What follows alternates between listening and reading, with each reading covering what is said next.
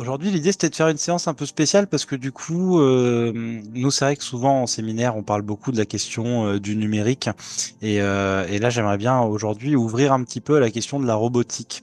Après, je me suis quand même dit que ça serait bien de garder un lien avec le numérique et donc je propose, enfin je verrai si j'ai le temps, mais normalement de présenter un cas d'un jeune autiste avec lequel il y a eu un travail avec les deux outils, donc à la fois du numérique et à la fois de la robotique pour pouvoir justement un peu aborder un peu ces deux questions et pouvoir justement en discuter un peu ensemble.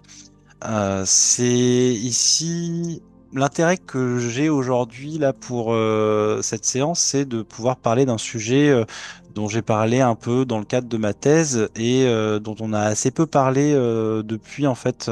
Moi, j'ai jamais publié sur ce sujet-là on n'en a pas reparlé dans ce séminaire-là depuis qu'on l'a créé, qui est un concept que je trouve assez intéressant, qui est celui de Malval, pardon, qui est le concept d'autre de synthèse. Et donc l'idée, c'est de repartir un peu de ce concept et d'essayer de questionner le concept en lien avec justement la clinique du numérique et de la robotique. Et après, là, rien à voir avec la séance d'aujourd'hui, mais j'ai entendu parler il y a quelque temps, il n'y a pas si longtemps, entre les deux séances de séminaire, d'un truc qui me paraît très pertinent à travailler aussi ici, c'est la question des nouvelles intelligences artificielles qui imitent les morts pour pouvoir justement parler avec les personnes endeuillées. Et je me dis que ça pourrait être aussi un sujet intéressant à aborder dans ce séminaire. Mais bon, ça, on en reparlera plus tard, mais je trouve que ça a toute sa place ici en tout cas. Donc voilà, l'idée, hein, c'est vraiment, comme d'hab, qu'on puisse vraiment discuter. Donc je vais essayer de faire une intervention pas très longue et qu'on puisse vraiment plus entrer dans quelque chose de l'ordre du débat et de l'échange entre nous. Voilà, ce qui m'intéresse un petit peu. Je vois que Martine n'est pas là aujourd'hui, ce qui est pas très courant pour notre séminaire, mais bon, peut-être qu'elle se connectera ou je sais pas, peut-être qu'on la verra qu'en janvier.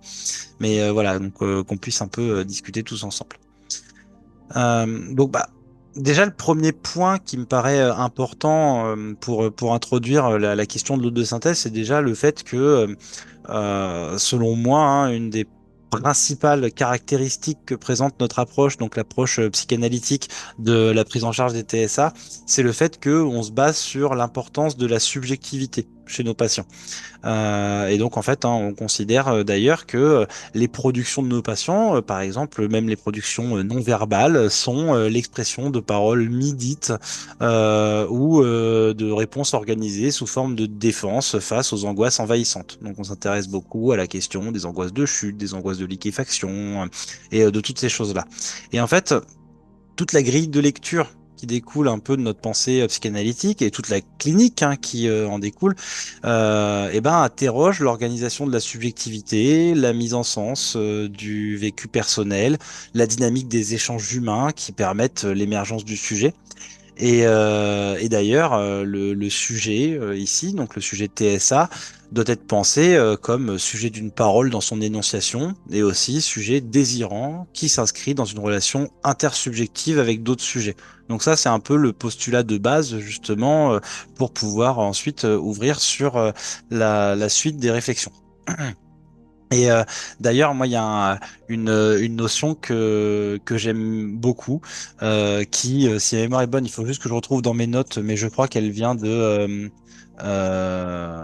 de Villedoché, je crois, mais il faudrait que je retrouve, qui est le fait que, vous savez, on parle souvent du fait que il y a le sujet supposé savoir en psychanalyse, et puis il y a aussi le fait que, en tant que psychanalyste avec des sujets autistes, on est aussi sujet s'opposer savoir qu'il y a du sujet.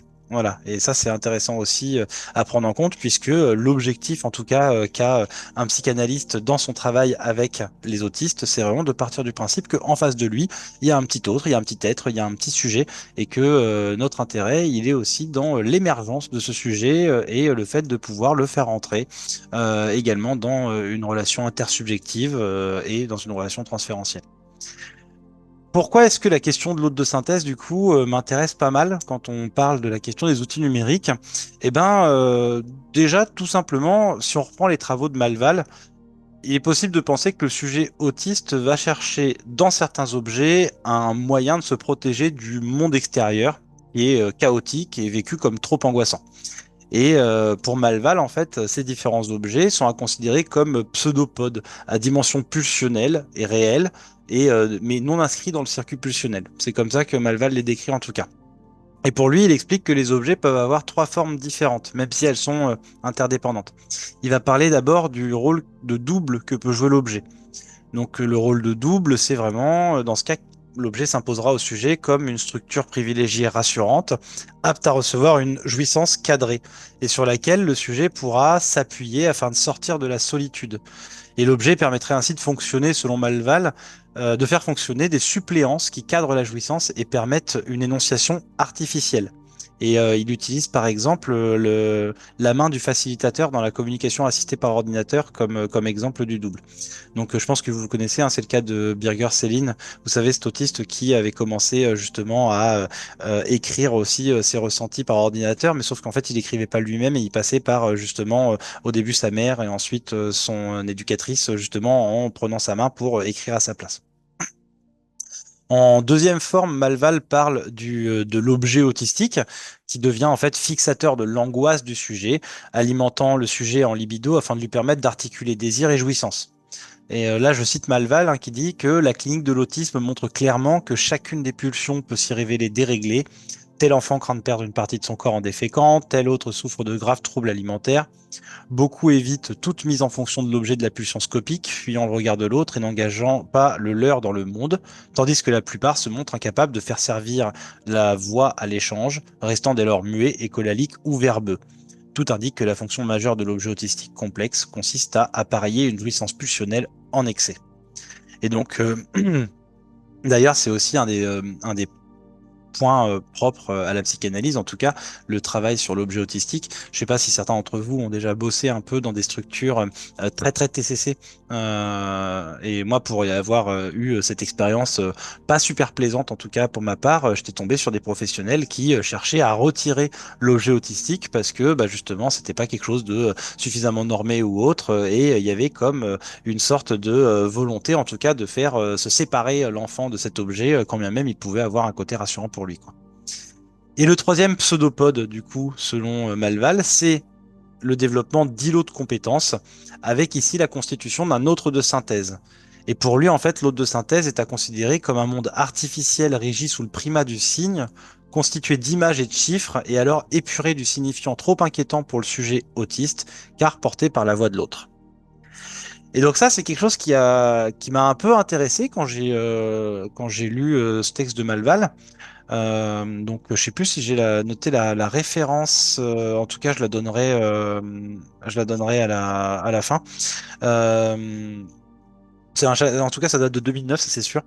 Et en fait, au début, je me dis que déjà, on peut s'intéresser au concept du double pour penser la machine, hein, notamment le fait que l'objet robot en lui-même peut bel et bien être imaginé comme objet privilégié, non persécuteur, et pouvant supporter l'énonciation du sujet.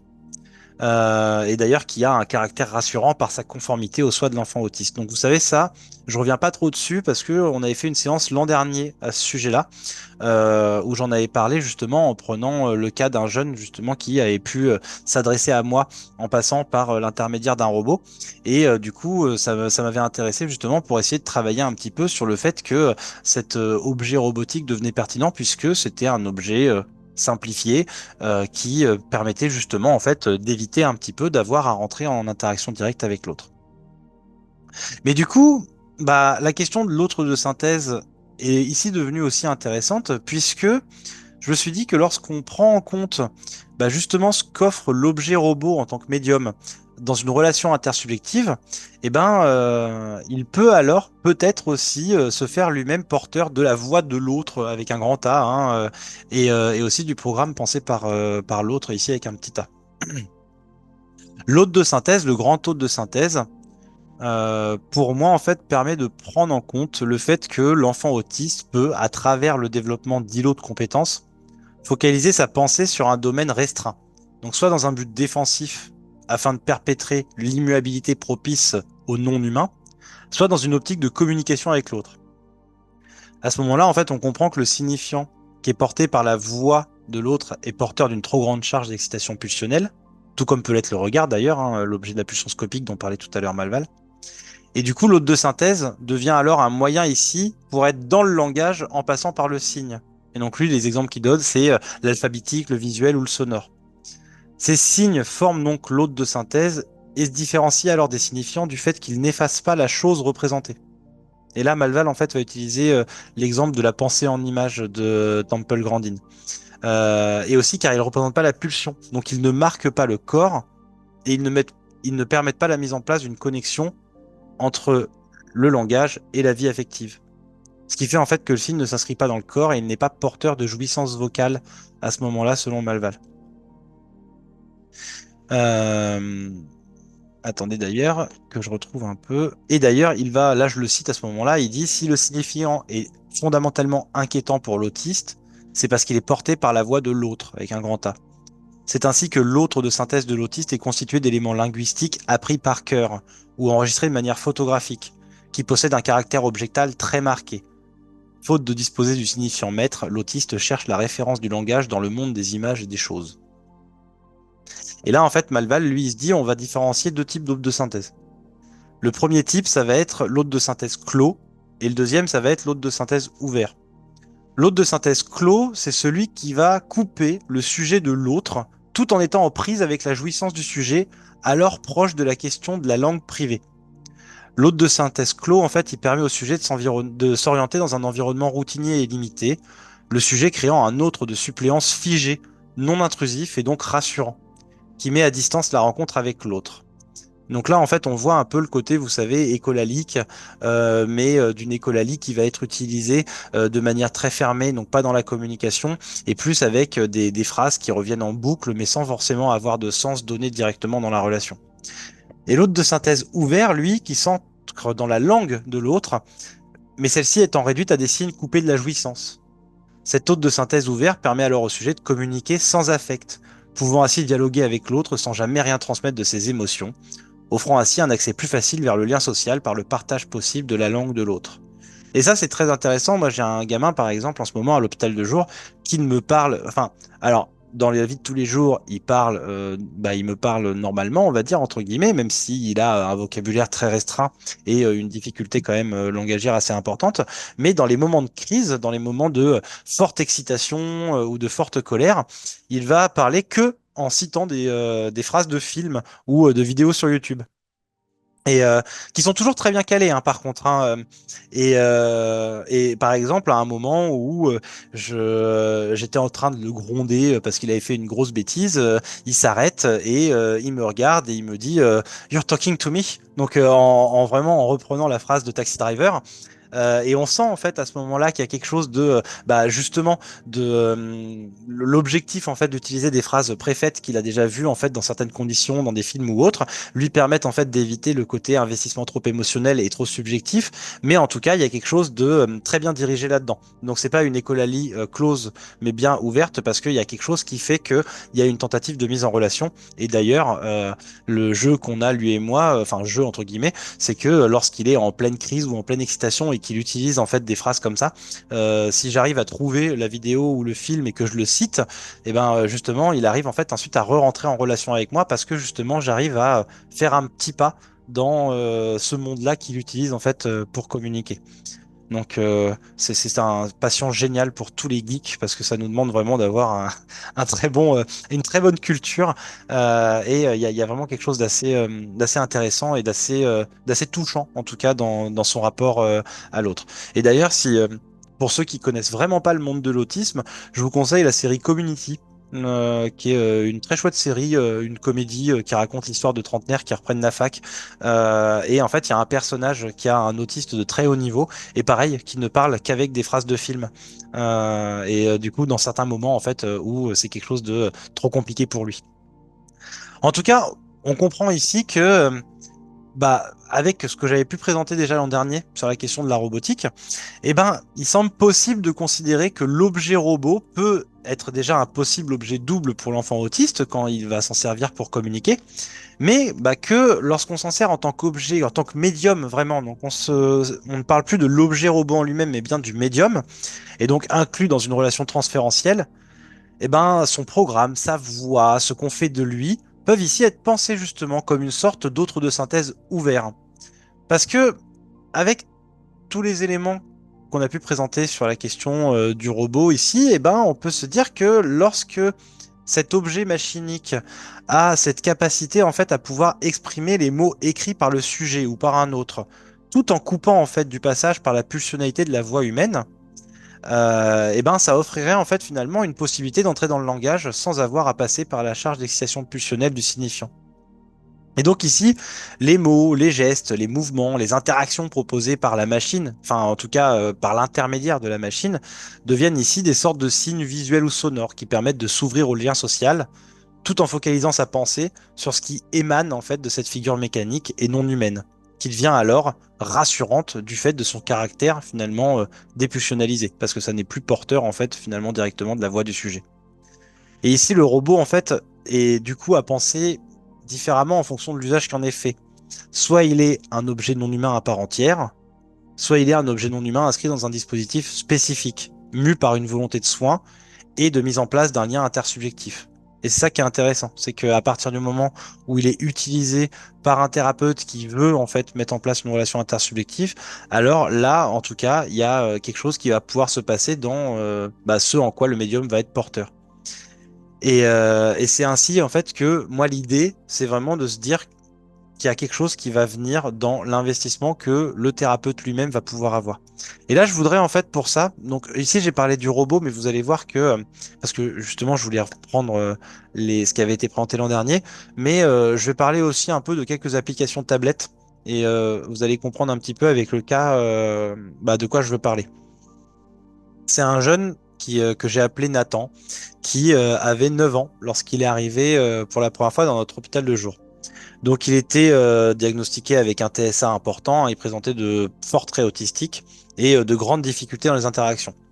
Donc il regardait très peu dans les yeux, il se bouchait énormément les oreilles et surtout en fait il se formait une enveloppe constante. Il répétait en continu des phrases, mais il faisait partie de ces verbeux comme disent Malval, donc ça veut dire qu'il avait un jargon incompréhensible, on ne pouvait pas comprendre ce qu'il disait. Et en fait, pour sa première année de prise en charge, j'ai proposé de le recevoir dans un atelier à médiation tablette numérique avec un autre jeune.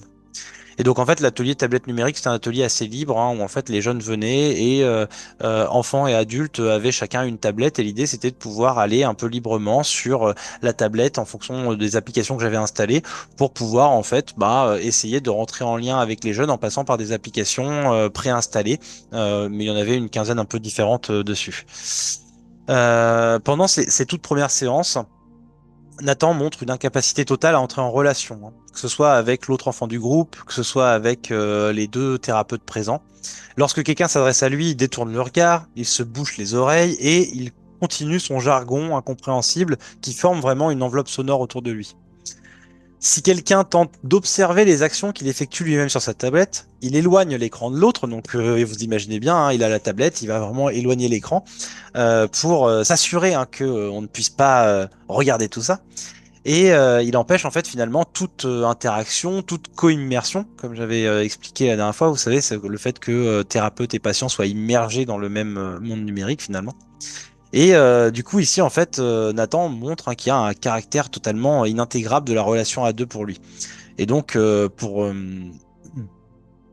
fait, il ne peut que faire disparaître l'autre pour s'intéresser à ce qui se passe sur son écran. Si jamais il y a l'autre qui essaie d'interagir avec lui, il ne peut pas en fait se fixer sur ce qu'il voit sur l'écran. Alors, la première application, lui, qu'il va choisir, c'est Talking Tom.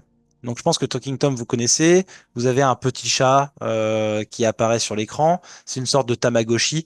Et en fait, le petit chat, vous pouvez le caresser, vous pouvez le taper, vous pouvez le nourrir, vous pouvez le doucher, vous pouvez l'amener aux toilettes, vous pouvez jouer avec lui. Et du coup, l'objectif, c'est un peu de s'occuper de lui. Le seul avantage qu'il a par rapport à un Tamagotchi, c'est qu'il ne meurt pas pour de vrai. Si on s'en occupe mal, il disparaît, on relance l'application, il revient, il est juste pas très content. Et donc,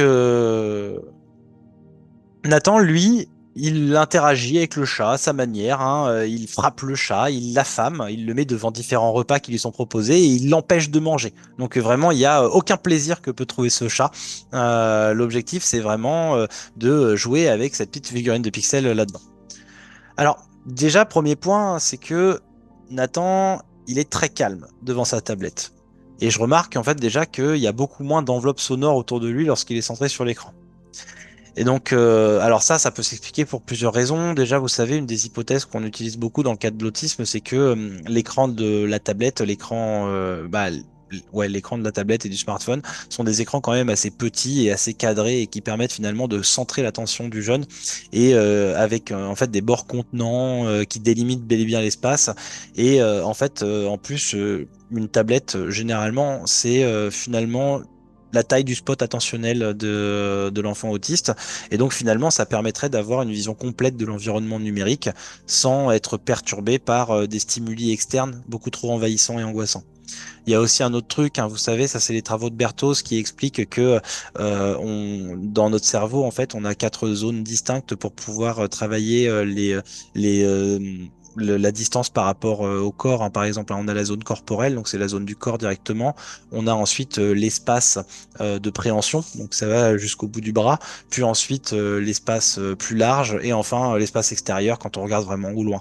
Et en fait, il y a un passage hein, d'une zone à une autre à chaque fois qu'on passe d'un espace à un autre. C'est ce qui fait des fois que pour passer de l'espace corporel à l'espace de préhension, ça peut être très angoissant pour certains autistes. Et du coup, une des hypothèses aussi, c'est que bah, lorsqu'on regarde un écran, il reste tout le temps dans le même espace. Donc il n'y a pas ce passage d'une zone à une autre qui peut être compliqué en fait pour certains jeunes. Euh, donc en tout cas, Nathan montre avec ses jeux des comportements extrêmement répétitifs et stéréotypés, hein. Il effectue tout le temps les mêmes actions, dans le même ordre, à chaque séance. Et au bout de quelques semaines, je décide d'allumer le microphone de la tablette. Parce que l'application Talking Tom permet de faire en sorte que lorsque on parle, le chat nous écoute et ensuite le chat répète ce qu'on dit, mais avec une voix modifiée par la machine. Donc avec un pitch plus élevé, une voix très mécanisée et robotisée. Et à ce moment-là, Nathan, qui est toujours dans ses écolalis, en fait, se met à entendre un retour de ses écolalis à travers l'avatar du chat. Je vois que ça l'impressionne beaucoup. Et il s'amuse alors à jouer une sorte de dialogue avec l'application, où en fait chacune de ces phrases est répétée en écho, mais dans deux voix distinctes. Donc il fait un blablabla, blablabla, il s'arrête, et l'application répète le blablabla, blablabla, mais avec une voix plus aiguë. Et à ce moment-là, en fait, bah, je vois qu'il devient possible petit à petit de pouvoir interagir avec Nathan. Lorsque je prends la parole pour dire quelque chose, le chat se met à répéter mes phrases avec une voix modifiée artificiellement. Nathan, il écoute alors avec un grand intérêt ces mots qui sortent de la tablette et met en place une sorte de dialogue mélodique avec elle. Donc ça veut dire que peu importe les mots qu'il utilise, mais il cherche à répondre par une mélodie. Donc par exemple, si je dis une phrase du style Oh bah dis donc, il fait beau aujourd'hui, il va me répondre avec du Bananananana. Donc avec vraiment une fin de phrase mélodique qui vient appuyer sur la fin. Et donc, avec ça, on remarque finalement que dans la tonalité, dans la vitesse, dans le rythme de nos deux voix, il y a une sorte de musique dans nos discours qui commence à se créer, une musicalité, un petit morceau à deux voix, voire même à deux plus un, étant donné que c'est nos deux voix à nous, mais modifiées par la tablette numérique. Et donc ici, là, on retrouve un peu la question de la co-immersion dont je vous parlais tout à l'heure. Autre point aussi qui m'intéresse un petit peu, c'est un point, alors ça c'est un point de détail, mais qui est pas rien, c'est que lorsque vous parlez à Tom le chat, il y a une animation qui se fait. Donc en fait au début le chat se penche et tend l'oreille, il écoute ce que vous dites et au moment où il répète, il se met bien droit et les bras croisés dans le dos et il répète ça voilà, en se tenant bien droit. Et en fait, ça, ce changement de posture, on voit qu'il est visible aussi chez Nathan. Ça veut dire que, bah, au moment où le chat prononce en fait les phrases, eh ben, il y a un redressement tonique qui se passe aussi chez Nathan, qui lui aussi va se tenir bien droit. Et ça, en fait, c'est intéressant parce que quand on lit un peu les travaux de Chantal Lheureux, on voit que le redressement tonique qui va avec la verticalité du haut du corps, et en plus ici accompagné d'une jubilation pour ce jeune, généralement, en fait, vient montrer que l'enfant se sent concerné par ce qui se passe. et qu'il est du coup capable en fait de s'approprier un vécu interne. Et à ce moment-là, en plus, le jeune commence petit à petit une sorte d'échange de regards, une sorte de partage de liens, de partage émotionnel. Donc il y a vraiment quelque chose d'intéressant qui va se passer là-dedans, hein, parce que bah oui, les réflexes toniques, en tout cas, sont des mouvements qui viennent, comment dire, constituer une réaction face à une situation interne ou externe qui s'exprime corporellement finalement. Et donc c'est là où justement c'est intéressant aussi pour nous thérapeutes de venir faire une mise en mots de cette situation, de ce redressement tonique par exemple, pour pouvoir justement faire en sorte que le jeune s'ouvre à la relation avec son environnement en venant justement dire quelque chose de ce qui se passe en fait dans son corps. Et donc là en fait, petit à petit, je me rends compte que les écholalie de Nathan deviennent de plus en plus compréhensibles. Ça veut dire que Nathan se détache du jargon musical et il commence à prononcer des vraies phrases. Alors, vraies phrases qui restent encore dans cette autre synthèse clos dont je parlais tout à l'heure, puisqu'elles n'ont pas encore de véritable sens, hein, ces phrases. Ça veut dire que il répète des phrases du dessin animé Tom Tom et Nana, et en fait, on sait juste voilà, quel dessin animé il est en train de regarder. C'est un peu notre travail que d'essayer de venir mettre du sens là-dessus, mais pour l'instant, lui, il n'en met pas. Il répète juste en fait les dialogues des deux protagonistes de son dessin animé Tom Tom et Nana. Par contre, toujours impossible de dialoguer avec lui. Lorsqu'on essaye de lui parler, on se rend compte hein, que lui, il ne fait que répéter ses écolalis. Et en fait, le seul moyen de communiquer, c'est vraiment de passer par cette tablette qui modifie notre voix. Là, je passe par une autre application que j'ai découvert quelques temps auparavant qui s'appelle Puppet Pals HD.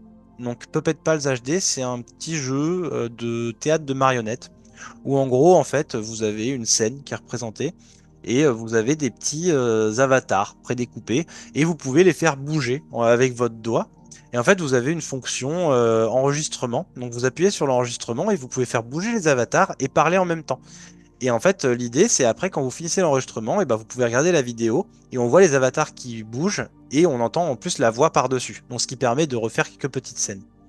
Et en plus, Puppet Pal HD a un côté assez rigolo parce que quand vous payez l'application, vous avez la possibilité de prendre des photos et donc du coup de créer vous-même vos propres personnages que vous allez mettre dans l'application. Et donc là, en fait, à ce moment, quand je propose cette application, Nathan accepte mon aide pour pouvoir comprendre un peu comment fonctionne l'application. Et donc, je lui propose, on va prendre des photos de TomTom et de Nana pour pouvoir créer les avatars de TomTom et Nana dans l'appli. Et en fait, je commence, quand j'entends ces écholalis, à jouer en fait avec les petits avatars en bougeant les personnages. Par exemple, si il répète une phrase de TomTom, je fais bouger TomTom, et si il répète une phrase de Nana, je fais bouger Nana. Et là, je lui montre un peu la vidéo. Et là, en fait, on voit qu'il y a quelque chose qui l'intéresse beaucoup là-dedans. Et là, d'un coup, il me demande d'utiliser une autre tablette. Il sort une deuxième tablette où il va lancer l'épisode de TomTom et Nana qui répète en boucle. Et il cherche un extrait précis, celui qu'il était en train de répéter par Ecolali.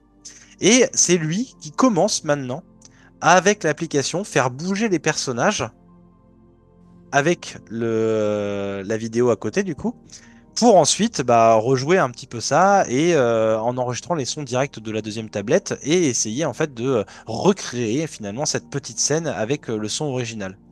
Et donc là, il prend un grand plaisir à le faire, il prend un grand plaisir à revoir à chaque fois les vidéos qu'il fait. Et à chaque visionnage, il rit et il me dit encore, encore, encore. Alors on pourrait même faire un petit jeu de mots intéressant hein, sur le fait que il met encore ces personnages justement parce que il leur donne un corps là-dedans. Mais en tout cas, il y a quelque chose aussi dans la demande hein, de pouvoir continuer à interagir avec moi. Et là, en fait, on voit hein, que ici, ce qui est intéressant, c'est que il y a une sorte de déplacement métaphorique hein, qui se joue ici. Ça veut dire qu'il y a un agrippement à la scène de Tom Tom et Nana qui rejoue en écholalie. Et cet agrippement-là, en fait, a une très forte charge émotionnelle. Et finalement, avec une sorte de déplacement métaphorique, il est capable de commencer à faire bouger des personnages différemment, à refaire un peu une sorte de jeu là-dedans. Au bout de quelques séances, il laisse tomber la deuxième tablette où il y a l'épisode de Tom Tom et Nana. Et, il fait lui-même les voix donc de l'application. Donc comme quand il était avant justement en écolalie, sauf que cette fois il le fait en jouant lui-même du coup avec les personnages. Donc en fait il est en train de c'est plus une écolalie, c'est du jeu que moi je peux voir puisqu'il prend une vidéo et il me la montre après. Donc en fait là je vois des personnages qui parlent et donc lui-même en fait fait parler des personnages. On n'est plus sur une simple écolalie. Alors après, moi, vous imaginez bien que si vous avez déjà bossé avec des autistes, vous connaissez le principe. Là, on était à la 5 ou sixième séance où la phrase était répétée en boucle. Je connaissais par cœur le texte. Donc forcément, bah, moi aussi, je me mets à répondre avec lui, à dialoguer et à répéter exactement les mêmes phrases où moi, je fais un personnage. Je crois que moi, je fais Nana, lui, il fait Tom Tom, enfin voilà. Et, euh, et en fait, du coup, il y a des choses qui se passent. Il sourit, il me regarde, et même à certains moments, il me dit stop pour que, en fait, je m'arrête de faire ma phrase pour qu'il puisse arrêter l'enregistrement et qu'on regarde ensemble la scénette. Et là, du coup, au bout de quelques semaines, eh ben, je propose qu'on se prenne lui et moi en photo. Et donc, on crée nos propres avatars qu'on va mettre dans cette tablette. Et à ce moment-là, bah, du coup, on commence à rejouer la même scène mais cette fois, en fait, avec bah, de nouveaux visages, puisque c'est le sien et le mien, plus celui de Tom Tom et de Nana. Et d'ailleurs, petit à petit, on va commencer en fait à mettre de nouvelles intonations. Ça veut dire qu'on va pas plus mettre les intonations que à Tom Tom dans le dessin animé, mais celles que Olivier aurait eues s'il avait prononcé cette phrase-là. Et là, on voit à ce moment-là que, eh ben, petit à petit, on arrive à se détacher des écolalies et on commence enfin à échanger, à discuter, à dire des choses banales, hein. Quel temps il fait dehors, qu'est-ce qui s'est passé tout à l'heure dans le couloir ou des choses comme ça. Mais petit à petit, il y a quelque chose qui commence en fait à se mettre en place. Il y a une interaction qui commence à être possible. Et là, un an après, enfin quelques mois après, je propose à ce jeune-là, du coup, parce que donc pour continuer après, cette évolution, je la vois. Donc on voit que le jeune commence à, en dehors de l'atelier, en tout cas, montre une possibilité petit à petit d'arriver sur ce fameux hôte de synthèse ouvert. Ça veut dire qu'il parle toujours en écolalie, mais il y a quelque chose qui vient se diriger un petit peu vers l'autre. Il y a des écolalies qui commencent à être choisies, des écolalies qui commencent à, en tout cas, avoir du sens.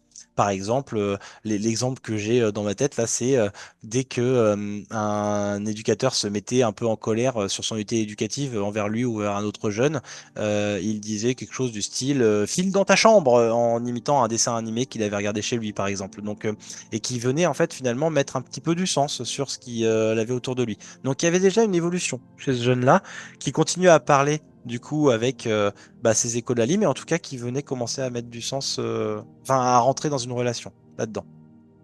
Et du coup là, moi, ce qui m'intéressait, c'était la question du robot. Et là, j'y arrive. Donc ce jeune-là, quelques mois après, à la rentrée suivante, je lui propose une interaction avec le robot Nao.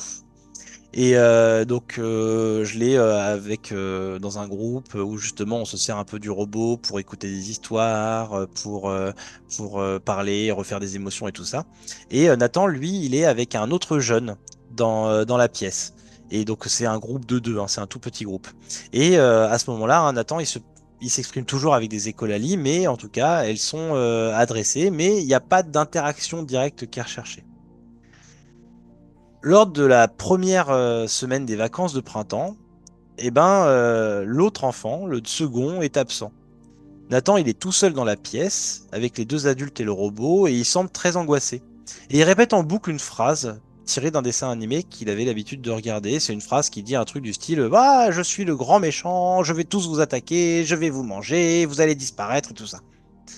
À ce moment-là, moi, je fais le lien entre cette écolalie et justement l'angoisse de l'absence de l'autre, et voire même l'angoisse d'avoir anéanti l'autre enfant. Ce qui fait justement que bah, si l'autre est pas là, c'est de sa faute. Et donc, je lui dis, tu sais, Nathan, c'est pas de ta faute, hein. Si ton camarade n'est pas là, il reviendra la semaine prochaine, il n'y a pas de souci. Et il essaie de me regarder un petit peu de manière fuyante, il me dit d'accord, mais il continue encore à répéter toujours et toujours la même phrase. Voyant que c'est compliqué de lui parler, moi j'ai un ordinateur qui est branché au robot et j'utilise la fonction text-to-speech de la machine. Donc je vais écrire pour que la machine prononce les choses à ma place. Et là en fait je fais dire au robot juste Nathan. Donc le robot prononce le prénom de l'enfant avec un point d'interrogation, donc ce qui donne un côté un peu bah, justement interrogation. Et là, Nathan s'arrête dans son écolalie et fait oui, oui, Nao, qu'est-ce qu'il y a, Nao? Et alors là, je fais dire au robot, ce n'est pas ta faute, ne t'inquiète pas. Dylan reviendra la semaine prochaine. Et à ce moment-là, petite pause, et il fait, c'est vrai, Nao, d'accord, Nao. Et à ce moment-là, eh ben, il s'arrête. Il arrête son écolalie. Et alors le truc qui est intéressant, c'est que il parle à Nao. Il dit Nao, mais sauf qu'il sait très bien que c'est moi qui écris. Ça, on en avait déjà parlé la dernière fois, quand j'avais parlé de l'importance justement du fait que le thérapeute qui écrit est celui qui justement met un peu de lui dans la machine à ce moment-là. Parce que là, il voit hein, que c'est moi qui tape les phrases au clavier. Il voit très bien. Et d'ailleurs, il le montre tellement bien, il sait que c'est moi qui écris, qu'à ce moment-là, il s'arrête, il se lève et il s'assoit sur mes genoux avec le clavier devant lui. Et là, il réécrit l'écolalie qu'il avait l'habitude de prononcer là depuis tout à l'heure, et il le fait prononcer par le robot. Et à ce moment-là, le robot prononce son écolalie, il s'arrête un peu et il éclate de rire, il saute sur mes genoux, il montre vraiment un grand comportement de jubilation. Et il se remet derrière l'ordinateur, et maintenant il tape de nouvelles phrases, donc des nouvelles écolalies qu'il avait l'habitude de prononcer avant. Et à chaque écoute, il observe le robot, il rit, il nous fixe dans les yeux. Et il fait ça une bonne dizaine de minutes. Et ensuite, il prend un petit crayon, une feuille, il nous fait un petit dessin et puis il s'en va. Et alors là, ce qui est intéressant, c'est que à partir de cette séance, il y avait quelque chose de nouveau qui s'était passé dans l'interaction avec Nathan. Et que ce soit l'interaction avec les autres, enfin avec l'autre jeune ou avec les adultes. Il demandait très souvent en fait à revenir derrière l'ordinateur pour pouvoir écrire des phrases à prononcer. Et en fait, il commençait petit à petit à s'exprimer et à s'adresser à l'autre. Par exemple, il faisait en sorte, il courait, il arrivait en premier dans la pièce, il se mettait directement derrière l'ordinateur et il écrivait bonjour. Et il attendait que l'autre jeune rentre pour appuyer sur la touche entrée pour que le robot dise bonjour. Ensuite, bah, il essayait aussi des fois d'appeler l'autre à jouer. Donc, il écrivait la phrase "C'est toi le chat" pour que le robot prononce ça. Parce que lui, en fait, aimait beaucoup jouer à chat. Et en fait, quelques séances plus tard, Dylan, donc l'autre jeune qui s'appelle que j'ai appelé Dylan, en fait, se rend compte, hein, profite du fait que bah, Nathan s'est levé pour écrire sur l'ordinateur pour s'asseoir à sa place. Et là, en fait, Nathan voit ça et se remet d'un coup à partir dans une écolalie sans s'arrêter. Et il répète en fait une phrase d'un dessin animé qu'il écoutait beaucoup en ce moment, qui était Les Petits Diables, je crois. Donc c'est l'histoire de deux frères et sœurs qui arrêtent pas de se taper dessus et se crier dessus. Et il répète c'est ma place microbe, j'étais assis là avant. Et il répète en boucle, c'est ma place microbe, j'étais assis là avant. Donc déjà, vous voyez, là, on est sur une écolalie tirée d'un dessin animé, mais qui est une écolalie déjà qui est adaptée, puisque en fait, il vient dire c'est ma place, rends-moi ma place. Il répète cette phrase trois ou quatre fois, et d'un coup, il s'arrête. Et alors, la scène est incroyable, hein. Il s'arrête, et là, il prend une grande inspiration, il ferme les yeux, et il dit c'est ma place, Dylan, j'étais assis là avant. Et à ce moment-là, bah en fait, il fait vraiment exister l'autre. Il dit son nom. Et alors, la scène était incroyable hein, parce que l'autre le regarde avec des grands yeux. C'est la première fois qu'il se faisait appeler par son prénom. Et du coup, il s'est levé, il lui a rendu sa chaise. Mais en tout cas, là, ce qui s'est passé, c'est vraiment le fait que on est passé là vraiment d'une écolalie à une phrase, puisque en fait, il s'est détaché de la phrase qu'il avait l'habitude de donner en fait pour pouvoir ici bah, en dire quelque chose d'autre. Et ce jeune là, il va bientôt partir de l'hôpital de jour, parce que nous on a un agrément 4-14 ans et que là il est à l'année de ses 14 ans. Et ce jeune ne parle plus du tout en écolalie.